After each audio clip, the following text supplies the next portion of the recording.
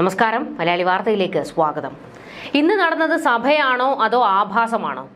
ധനമന്ത്രി K N. ബാലഗോപാലും MP. രാജേഷും സംസാരിക്കാൻ എഴുന്നേറ്റപ്പോൾ കൂവി തോൽപ്പിക്കുകയായിരുന്നു പ്രതിപക്ഷം. ശബരിമല സംസാരിച്ചിട്ട് മതി, മറ്റ് ഡയലോഗടിയെന്ന് പ്രതിപക്ഷം പറഞ്ഞു. പിണറായി സർക്കാർ അയ്യപ്പനെ കൊള്ളയടിച്ചെന്ന് വിഡിയും കൂട്ടരും തുറന്നടിച്ചു. ഏറ്റുമാനൂരപ്പനെ കൊണ്ടുപോയി തിന്നത് നിങ്ങളല്ലേ എന്ന് പ്രതിപക്ഷത്തെ വെല്ലുവിളിച്ച് ഭരണപക്ഷം ഇതോടെ രംഗത്തേക്ക് വന്നു. സഭയിൽ അപ്പന്മാരെ കൊണ്ട് തിന്നതിന്റെ കണക്ക് പറച്ചിലായിരുന്നു ഭരണപ്രതിപക്ഷങ്ങൾ.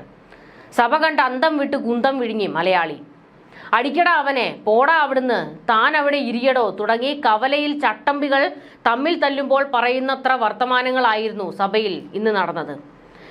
ദൈവങ്ങളെ കട്ടുമോട്ടിച്ചതിന്റെ കഥകൾ പരസ്പരം എടുത്തു വീശി സ്വയം നാറി ഭരണപ്രതിപക്ഷങ്ങൾ. ഞങ്ങൾ വിദ്യാർത്ഥിയായിരിക്കെയായിരുന്നു ഏറ്റുമാനൂരപ്പന്റെ വിഗ്രഹം മോഷ്ടിച്ച വാർത്ത വന്നത്.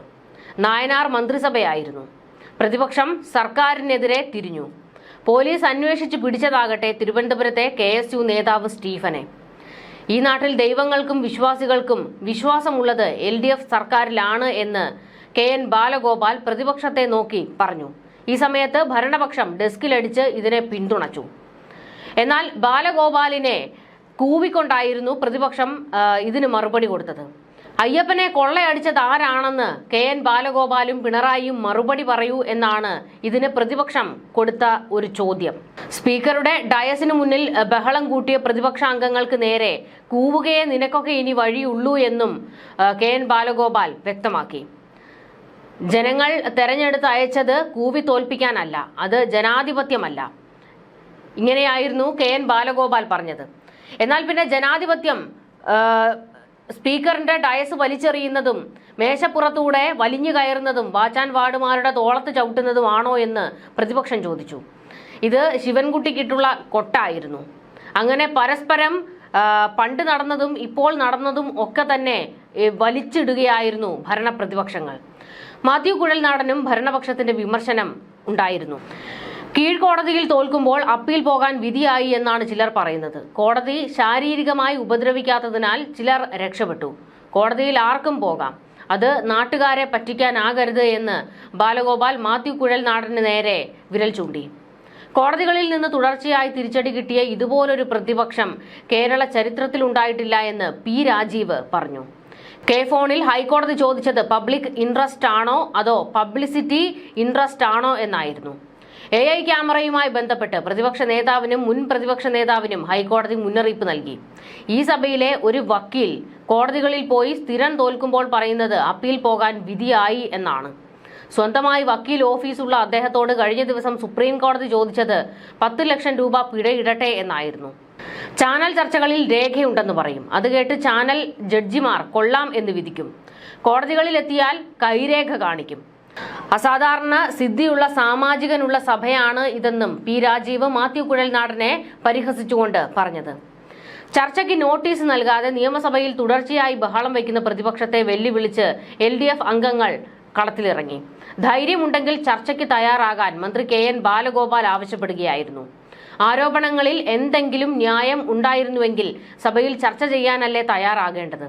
പറയാൻ പോയിന്റുകളില്ല, അതിനാൽ അവർ ചർച്ച ഇഷ്ടപ്പെടുന്നില്ല എന്നും ബാലഗോപാൽ മറുപടി കൊടുത്തു. ഹൈക്കോടതിയെ പോലും അംഗീകരിക്കില്ല എന്ന നിലപാടാണ് പ്രതിപക്ഷത്തിനെന്ന് മന്ത്രി P. രാജീവ് വിമർശിച്ചു. ഹൈക്കോടതിയുടെ നിർദ്ദേശപ്രകാരമുള്ള അന്വേഷണം അംഗീകരിക്കാതിരിക്കുന്നത് സങ്കുചിത രാഷ്ട്രീയമാണ്. അതിനാലാണ് നിയമസഭയിൽ തുടർച്ചയായി ബഹളം വയ്ക്കുന്നത്. ഉന്നത നീതിപീഠത്തിൽ പ്രതിപക്ഷത്തിന് വിശ്വാസം നഷ്ടപ്പെട്ടിട്ടേറെയായി എന്ന് പാർലമെന്ററി കാര്യ മന്ത്രി M.P. രാജേഷ് പറഞ്ഞു. കഴിഞ്ഞ ദിവസമാണ് പരമോന്നത നീതിപീഠം ഒരു MLAയോട് പറഞ്ഞത് രാഷ്ട്രീയ കളിയുമായി ഇങ്ങോട്ട് വരരുതെന്ന്. കോടതിയും നിയമസഭയും ചർച്ചയും മാത്രമല്ല, ജനങ്ങളെയും അവർക്ക് ഭയമാണ്. ഭീരുത്വം ആവർത്തിച്ച് പ്രകടിപ്പിച്ചുകൊണ്ടിരിക്കുകയാണെന്നും M.P. രാജേഷ് വിമർശനം ഉന്നയിച്ചു. ഭരണപക്ഷത്തിന് വലിയ മര്യാദയാണല്ലോ എന്നും നിങ്ങളാരും കോടതിയിൽ പോയി തോറ്റിട്ടില്ലല്ലോ എന്നും തിരിച്ചടികൾ കിട്ടിക്കൊണ്ടേയിരിക്കുകയല്ലേ എന്നും ഭരണപക്ഷത്തെ അടിച്ചിരുത്തി പ്രതിപക്ഷം ചോദിച്ചു. അടിയന്തര പ്രമേയത്തിന് പ്രതിപക്ഷം പറയുമ്പോൾ ഒന്നും ചർച്ച ചെയ്യാൻ കഴിയില്ല എന്നാണല്ലോ പറയുന്നത്. അതെന്ത് തരം മര്യാദയാണെന്ന് പ്രതിപക്ഷം ചോദിച്ചു. നിങ്ങൾക്കാണ് ഉത്തരം പറയാനില്ലാത്തത്. ഞങ്ങൾ കൃത്യമായി ചോദ്യങ്ങൾ ചോദിച്ചുകൊണ്ടേയിരിക്കുന്നു. പക്ഷെ അതിനൊന്നും ഭരണപക്ഷത്തിന് മറുപടി ഇല്ല എന്നും ഇതുപോലെയുള്ള പഞ്ച് ഡയലോഗ് അടിച്ചാൽ ഹീറോയിസം ആകുമെന്ന് മന്ത്രിമാർ കരുതുന്നുണ്ടെങ്കിൽ അതൊക്കെ 8ആയി മടക്കി പോക്കറ്റിൽ വെച്ചാൽ മതിയെന്നും ഞങ്ങൾ ചോദിച്ച ചോദ്യങ്ങൾക്കുള്ള മറുപടി കൃത്യമായി നൽകൂ, എന്നിട്ടാകാം അടുത്ത ചോദ്യം ചോദിക്കലെന്ന് പ്രതിപക്ഷത്ത് നിന്ന് ഭരണപക്ഷത്തിന് വിമർശനമുണ്ടായി. പ്രതിപക്ഷ ബഹളത്തിനിടയിലും 4 ബില്ലുകൾ നിയമസഭ പാസാക്കിയിട്ടുണ്ട്. 2024 പൊതുവിൽപ്പന നികുതി ഭേദഗതി ബില്ല്, 2025 കേരള സംഘങ്ങൾ രജിസ്ട്രേഷൻ ബില്ല്, 2025 കേരള കയർ തൊഴിലാളി ഭേദഗതി ബില്ല്, 2025 കേരള കയർ തൊഴിലാളി ക്ഷേമ സെസ് ഭേദഗതി ബിൽ എന്നിവയാണ് പാസാക്കിയത്.